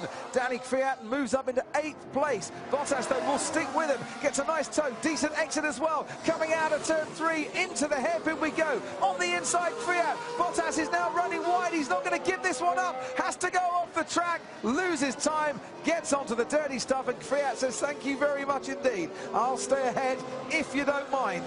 You're not supposed to run drivers off the track, but he was taking the racing line absolutely fine. So Kvyat very much with a decent piece of video there to show Dr. Helmut Marko when he's complaining at the end of the race, because that was feisty stuff and well done too. And he certainly was going to shove his way through there, wasn't he? He certainly was. So, but imagine Rosberg was quite happy to see all that play out before he really got on the tail of the Williams. I'm a bit surprised Rosberg hasn't lost more in all of this, actually, because he's had to sit and watch this pair try to drive each other off the road. Well, let's see it again. Threw it down the inside. Found himself ahead, but possibly wasn't expecting Bottas to come back at him quite so quickly. And shove there, nicely done, wheel to wheel, that's how you got to do it. I'm not sure Frank Williams will totally appreciate it, but he does like a fine example of racecraft. So yeah, he's a racer. He'd appreciate the probably not losing the place, but he'd appreciated the wheel-to-wheel action. You know, I said Wehrlein was starting to catch people. Here's the evidence for you once again. Nico Hülkenberg, who at one time was the great new, young hope for German motor racing, against Pascal Wehrlein, who probably at the moment is another great new young hope for German motor racing. A1 GP champion of old against a DTM champion, and the youngest one that they've ever had. And now Wehrlein has got Hülkenberg in his sights, and he's got fresher tyres as well, and he now puts himself up into 13th place ahead of the Force India. And it's not really going well for Force India here tonight, but Manor will certainly like that. Verstappen's on to Massa. like that, wheel to wheel, down the back straight they go. He's got DRS as Verstappen as well. Into turn 11, Verstappen's ahead of Felipe Massa. Now into the top 6 for him. Massa drops down to 7th. I don't think he's got enough time to catch Grosjean in 5th place. Was he round about 10 seconds or so? Yeah, 9-10, yeah. Behind Grosjean, the gap out in front. Half a second it's come down. Rosberg against Raikkonen, who has fed his way past Stoffel van Dorn. Still has Bottas and Kvyat ahead of him. Now that Rosberg has managed to clear both of those two. Lewis Hamilton is now 13.7 seconds behind Kimi Raikkonen. It's looking like Mercedes 1 and 3 with Ferrari finishing second, just as it was, Ted, this time 12 months ago. So I've got some information from Mercedes. First of all, with Nico Rosberg, he's just handling the situation. He's aware of the gap to Kimi and is quite comfortable. But quite interestingly, they think Hamilton, with all the damage to his floor, significantly more than the front wing, has lost up to a second per lap of performance. And the reason that they left him out, do you remember they left him out, Martin, so long? And we asked why that was.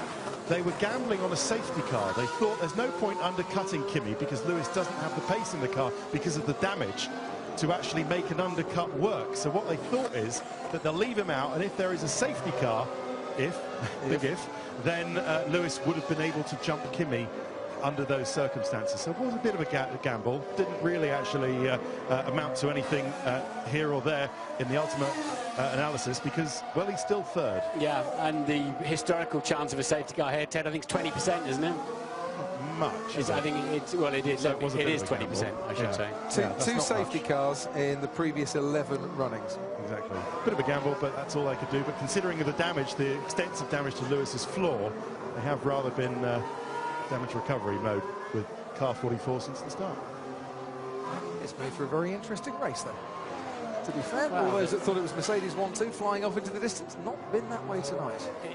What we're looking at, I think, this year is we're looking at a good fight between Mercedes and Ferrari that will keep developing, and then an incredible fight between the rest of them, all of them. Wehrlein has now got Ericsson in his sights. Magnussen ahead of them by not much, it has to be said. Wehrlein on the super softs with 4 laps remaining on the charge. Yeah, that's the best fight in the field at the moment. He went a bit wide coming out of turn 10, and it's rather cost him quite a bit of momentum here, Pascal Wehrlein. You think, you know, if one of the top 10 dropped out here, Wehrlein on those super soft tyres, I still fancy a chance of a points finish, but just going that little bit wide has cost him the chance to get past Ericsson. He's just sadly for him, a little bit too far behind the rear wing of that Sauber, under braking into turn 1 to throw a move down the inside. Rosberg, who won from second in Australia 2 weeks ago, looking like very much that he's going to follow that up with a second on the grid to victory at the checkered flag here under the lights in Bahrain this evening. Lewis coasting a bit in 3rd. He hasn't got any traffic in front of him at the moment, so I think he's realised that he might as well just bring that one home. Another podium step, but it's a save despite pole position, isn't it, really? A bit like Melbourne. It's sort of I mean, there was a point in Melbourne where he looked like 5th or 6th might be his lot, but I mean, this time around, not his fault, but Valtteri Bottas blamed for the accident as well. As I said, the door was open, but Valtteri was just too late, trying to get his foot in it like an insurance salesman. Yeah. And the thing is that Nico did get the better start ahead of Lewis once again. Yeah. Quite clearly, you know, Lewis kind of got bogged down. Williams making a superb start. It was Williams this time, not the Ferrari. And I think that's significant. What Rosberg said in the press conference was, hey, of all the tracks in the world, second means nothing here to me. I don't have a problem with this. It's a mirror, isn't it? Is it a mirror of somebody's? You won't be running over that. Wow. Is it come off the Force India? Orange-ish, isn't it? Yeah, to be honest, if you want to make an overtake, you might pick that up. But here goes Pascal Wehrlein anyway. He's gone in very late, and he's just run out of room as he tries to get past Marcus Ericsson, going the long way round. He's not giving up this scrap at all. The battle for 12th place remember, between Ericsson and the Sauber. I love seeing kids like Van Dorn, Wehrlein come along. It just makes me feel good about the future of F1, despite F1. Yes. Sometimes. The talent behind the wheel is there. Yes. Yeah. Whether the ideas away from the track match that talent is a very moot point. Ooh. And he's gone wide, has Marcus Ericsson. And now that really has allowed Pascal Wehrlein, if he had the grip that he wanted on those super soft tyres, to get closer, but he didn't. Yeah.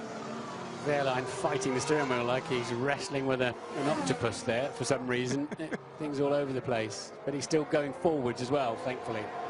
A long way behind Sergio Perez in the Force India. 2 laps remaining. The gap out in front was around about 7 seconds at the end of lap 54. It's now 8 seconds in Rosberg's favour. Been on pole here before in Bahrain, never won in Formula One. Here in Bahrain, looking very good for him tonight. And I just wonder, Martin, just how crucial this victory will be. You know, still, since Austin, Lewis Hamilton winning the World Championship, he's not managed to beat his teammate. That's a very good point. It's 5 races that run will now extend to. The new improved Kvyat is now catching Massa as well for 7th place. It'll be very close if he carries on at that pace, despite there not being too long to go. His teammate Daniel Ricciardo still running in 4th and running his own race. Romain Grosjean a fairly long way behind. A few smiley faces down at that end of the pit lane. There is the race leader, Nico Rosberg. There's a double yellow flag that was being waved. I wonder if that was because the marshal was able to retrieve that piece of debris on the track for a bit. We'll see in a moment if it's still there or not. So Massa's going to have to get out of the way, and that will put Kvyat right on his tail. Yeah, he gets out of the way at the right point there. He doesn't really lose too much, Martin. He didn't yield a whole lot, did he? Rosberg will be chuntering coming down there. He had to go the dirty way around there. But there's Kvyat then right onto Massa. Yeah, but see, Massa now gets DRS, doesn't he? Because he's just been lapped by Nico Rosberg. Rosberg's like, oh, come on, Felipe, you don't need to be overtaking me. But Felipe wants to get out of Danny Kvyat's way, and Kvyat is going to throw it down the inside. An opportune movement as we head on to as we head on to the final lap for the race leader. And now Danny Kvyat with some really good traction coming out of turn 3. He's going to go wheel to wheel. Felipe Massa, brake dust flying everywhere as he slams on the brakes and manages to get past Felipe Massa. Danny Kvyat up into 7th place. It's been an important few laps for Danny Kvyat. He's had a difficult start to the season, difficult start to this race, but he's been flying along since then, hasn't he? Just what he needed to do. Up into P7 then. And what else can we look for? Verstappen catching Grosjean. He'll have to hurry up. Yep, he's kind of running out of time. Nico Rosberg, race leader, just has 5 more corners to go before a very satisfactory, as far as he's concerned, night's work will be completed. And the important thing is, in what could be, I think this season, Martin, a very close title battle, it's not but his teammate right behind him. He's going to put a bit more daylight between himself and Lewis Hamilton. Came here looking for a run of 5 consecutive Formula One Grand Prix victories. On the night that he equalled Nigel Mansell's career tally of starts in F1, he is going to pick up that 5 consecutive wins for Mercedes and for Nico Rosberg. It's been a brilliant night in Bahrain. Rosberg wins the Bahrain Grand Prix and takes his 2nd victory in Formula One in 2016. Kimi Räikkönen comes home for Ferrari, the only Ferrari in the race, and he picks up his first podium of the season.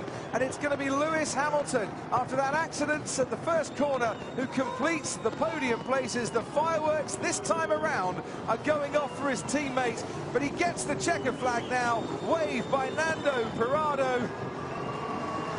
Legendary figure. Absolute inspiration, that man waving the checkered flag tonight. And Hamilton beaten for the 5th consecutive race by his teammates. Behind them, the top 3 will come Daniel Ricciardo for Red Bull, running a lonely race in 4th place. Romain Grosjean will pick up a 5th place finish for Haas. They said they could score points this season. They didn't think they'd get points in their opening race. They've got one better in their second race. Yeah, 18 points in the first 2 races. Verstappen will not catch him. They'll be the last 2 over the line because they're the last 2 unlapped. Everybody else lapped from 7th place Kvyat onwards. And there we go. It felt like a win. 6th place, says Grosjean. I wonder what 5th place feels like. He's done it tonight. Max Verstappen comes home in 6th, ahead of Danny Kvyat for Red Bull, Felipe Massa and Valtteri Bottas. 8th and 9th for Williams. And well done, Stoffel van Dorn, claiming McLaren's first points of the season, claiming his first points in Formula 1 on the weekend that he deputised for Fernando Alonso. The last man to deputise for Fernando Alonso, Kevin Magnussen, comes home in 11th place, ahead of Ericsson and Verlaine. Woohoo! Great job, Nico. Great job. Yeah, awesome, guys. Yeah. Great job, Nico. Great job. Well, he kept out of trouble, Martin. Aced it at the start. Drove as fast as he had to. Almost Alain Prost-like to win in the slowest possible time, wasn't it? He didn't take too many risks anywhere. And he picks up through the traffic. And he picks up his 16th win in Formula 1. He equals the great Sir Stirling Moss's career tally of 16 wins. Rosberg yet to win a world title, as Sir Stirling Moss found out as well, but has the chance this year. And maybe what a chance he has this year. A race, as you said, Martin, looked like a demolition derby at the start. Palmer, Vettel, Button, Gutierrez and Sainz, the 5 retirees from that race. And it is victory smiles for Nico Rosberg tonight. Wins in Bahrain for the first time in Formula 1, 10 years after he made his F1 debut at this racetrack. Set a fastest lap that day on his way to 7th place. He's set a fastest lap today en route to victory as well. What a way to celebrate the 10th anniversary.